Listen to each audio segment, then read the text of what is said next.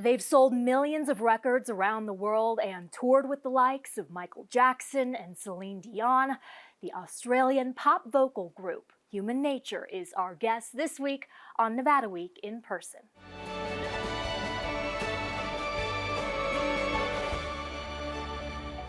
Support for Nevada Week in Person is provided by Senator William H. Hernstadt. Welcome to Nevada Week in Person. I'm Amber Renee Dixon, joining you from the South Point Hotel and Casino showroom.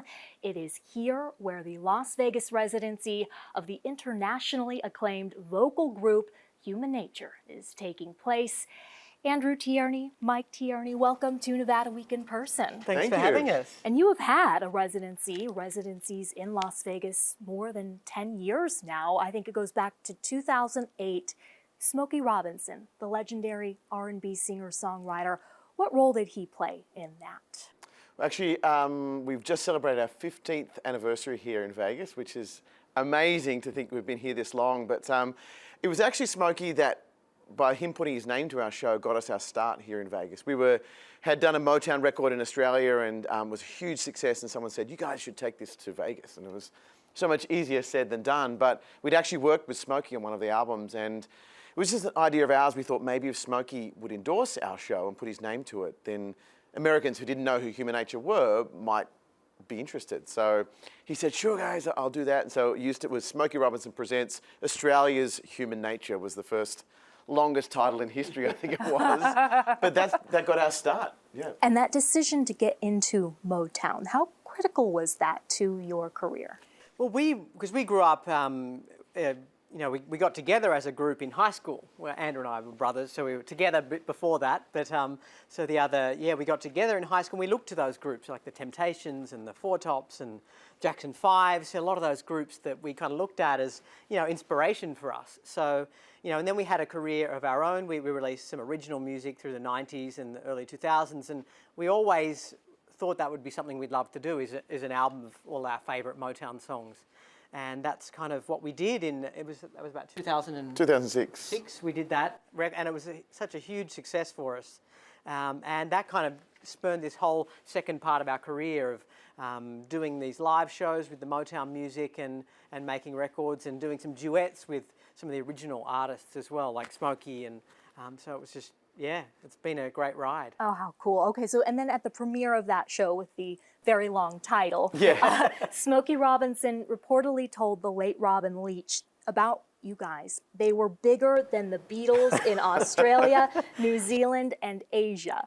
If that were the case, if your fame was that big, why come to the U.S.? Was that always part of the plan? You might have exaggerated a little bit. The Beatles, I'm not quite sure. But we'd had a great career of, as I said, original music that we toured around Asia and Australia and had some big hits there. But we just, when the idea of Vegas came up as somewhere to come and do a show, a residency, it just, it seemed really interesting to us and thought, wow, that could be something really cool. And so it took a few years for an opportunity to come up. And the first place was the Imperial Palace that became available, and there was a room there, and that was, an older casino on the Strip. And we just thought, we all sat down and thought, should we give this a try? And, is this something that we'd love to do? And we kind of all decided, let's give it a go. Let's move to Vegas and see what we can make of it. And the rest, 15 years later, we're still here. So, it's been... it's been an amazing ride. Did you move here with the idea that you were going to live here? We actually, the first month, we lived at the Flamingo Casino in the rooms, and none of our rooms had windows. So it was a very rude awakening to Las Vegas. But I guess we didn't know what would happen. We liked the idea of trying something new and living somewhere new. I don't know that I would ever have imagined I'd be spending 15 years of my life in Las Vegas, but we were ready for anything. We had hoped that it would be a really long run, but at the time, I think if it lasted a year, that would have been a success for us because it was such a big gamble and a big risk for us and our family. So that first year was like we performed 6 nights a week. We only took 3 weeks off, I think, just to really just do everything we could. And every year then we just took it 1 year at a time. So no, we had no idea that it would last this long, but as I said, we were open to anything. Has that been hard, rationalizing that you now have a home here and you left Australia? It's difficult. I mean, it's strange thinking back now. Yeah, to think, yeah, we really just moved our lives and everything that we kind of knew from Australia and moved here. But you know, we've come to enjoy living here too. You know, it's grown so much over the time we've been here at Las Vegas as a place to live, and the entertainment culture has grown so much too. So it's been a lot. You know, we've had daughters that have both been born here in America and in Vegas. So What is that like? We were talking about how your daughter may make fun of your accents at times. One of our favourite places to holiday as a family is Laguna Beach. And so we'll say we're going to the beach, and my little girl will be allowed to say, beach? You mean beach? And so, but it's kind of weird to think of the world through their eyes because that's all they've known. My little girl's only been to Australia twice.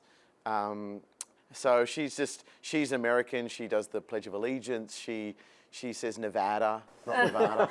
And so, well, how do you say Nevada? Well, I catch myself, I say Nevada, because I know I've seen all the memes, it's not Nevada, it's Nevada. All right. So, but no, I love it here. I love that I've had this life that I didn't expect, and Vegas is my home. It's great. Well, let's talk about Phil Burton, one of the members who's not here, Toby Allen being the other. We're happy, though, to have the Tierney brothers. We're happy to be here. Which, before we can move on, you both are working on a project, just you two. What is that? Can you say Tierney brothers? Because it sounds better than when we say it. Tierney. Yeah. Because when you say it, it sounds like Tierney. Yes, we've just released our first single as the Tierney brothers. It's called Lemonade. And it's the first album we've ever made together as just the two of us. So we've been making music together since our bedroom as kids, and finally this year decided to make a record. So it's exciting. Did you ever fight when you were younger over who would sing what? How did you? I don't think we fought over other things. But Okay. I don't know. I don't know if we fought over who would sing what. Actually, when we started, I was still a boy soprano. Like my voice hadn't broken, so I sang all the high parts.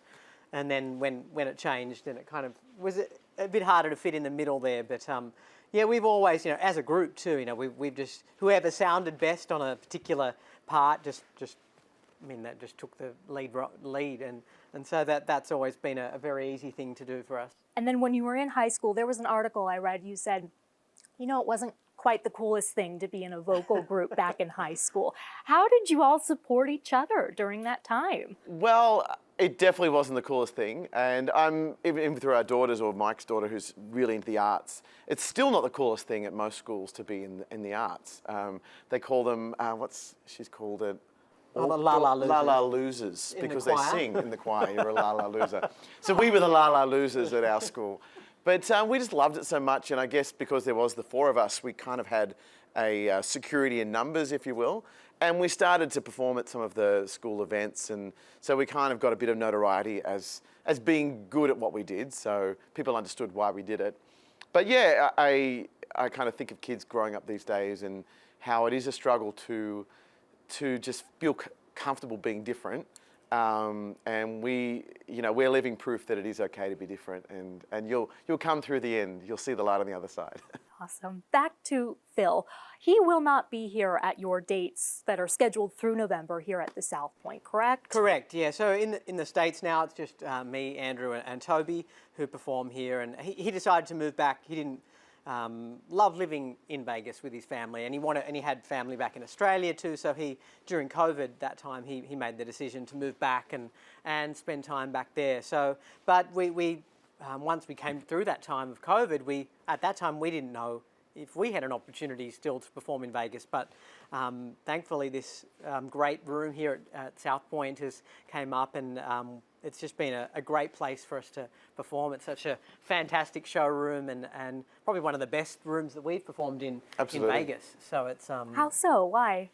It feels like old Vegas, but it's new, and the capabilities of the room are fantastic. Like the technology's here, the crew's great, and South Point has such a fan base of the property. You know, people come here, they love South Point, and locals love South Point, and so we feel that when we get here, that this feels like something people really want to do. On the Strip, it's kind of, you have so much choice. Do I go and see Steve Aoki? Do I go and see Carrie Underwood? Do I go and see Bruno Mars when he's in town? There's so much choice, and I think Nevadans and Las Vegans want their place to feel comfortable and local, and they come here, and we feel that in the crowd. It's awesome. You said Nevadans perfectly. Did I? Good. And Phil had mentioned in an article that raising kids in Las Vegas he viewed as a challenge at times. He mentioned a certain scenario in which he was driving with his daughter. She saw a billboard of all of you and said, "Oh, there's Daddy." The next billboard was of a woman in a bikini, and she said, "Oh, is that Mommy?" Have you experienced any challenges similar to that, or It how do you seems go these about days it? there's only injury lawyers on billboards. Injury lawyers taken or over. or marijuana dispensaries. Yeah, well, there you go. I know marijuana dispensaries as well. I mean, how are you addressing these issues with kids? I think every city, every place you raise your kids, you're going to look for things that you want to steer them away from, mate. I don't have any issues with Vegas. You know, I think it's I've never thought of that. You know, I kind of just raised my daughter with my wife Heather, and we don't have to steer away from anything, but maybe watching the news. No, seriously. I just don't want to watch the news or spend too much time on social media, because you just get bombarded with probably the worst of the world. Whereas I think if you just focus on music and being at home and family life, then it's the best wherever you are. Anything you want to add to that, or could we talk about you both being married to sisters? I know, the connection goes even deeper. Yeah, so our daughters are double cousins, because our wives are sisters as well. So They're not sister wives, but they're wives and sisters. Yeah. Clarify. but it's great. I mean, we have an inbuilt family dynamic, I guess, here in Vegas, because we, obviously have my brother here, and yeah, we're quite close, and our daughters are close too. So it's a great. It kind of worked out really well for us that we don't feel like we're missing family so much, because we have family here. So that's probably why we've kind of made a comfortable and happy lives for ourselves here too. Your partnership with PBS, that happened around the same time that you had the Venetian residency. What made you want to do that national special with PBS? Why was it a good fit? Well, PBS always seemed such a great supporter of the arts, and we were doing a show we felt would work really well on PBS, and the audience that love the arts are big fans of PBS. So we spoke to a bunch of people, and they and Smokey as well, and about the idea of doing a PBS special, and everyone just said it'd be fantastic for our show. So that's why we did it, and it was such a great thing to visit all the different stations around the country and get to do interviews, and those live pledge shows was like this world we didn't even know existed until we were in it. And we actually did it twice. We did it with the Jukebox show as well. So we have a great history with PBS, and every time I watch shows with my wife, you can't miss that trumpet line. Is it the masterpiece, trumpet line? Da, da, da. Okay, I'm not going to do it, but it's part of my life. And so yeah, I'm really humbled and honoured to be part of the PBS legacy. It's great. Well, we appreciate your support, and we are going to wrap up now with a little bit of singing. Give our just viewers a little some taste. sibling harmony. Okay. Right. My girl, My girl, my girl, talking about my girl, my girl. There you go. Beautiful. We got in 10 get it? seconds. Get it in under time? Yeah, we're just a little concerned about fair use of media. Okay. Mike Tierney, Andrew Tierney, thank you so much for joining Nevada Pleasure. Week in person. See Human Nature here at South Point Showroom. Thank you.